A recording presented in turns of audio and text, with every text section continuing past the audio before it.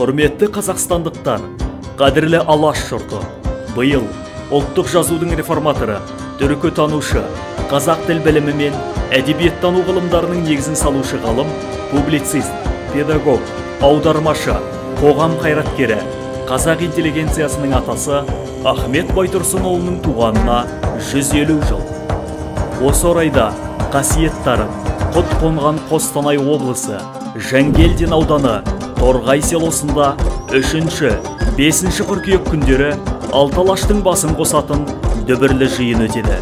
Күллі қазаққа сауын айтылған ауқымды шаралар қатарында ұлт ұстазының кесенесі мен мұражайының салтанатты ашылу рәсімі, еліміздің белгілі ғалымдарының қатысуымен өтетін ғылыми конференция және Бекзат өнеріміз айтыста танымал халық ақындары жыр аламанында бақ сынайды.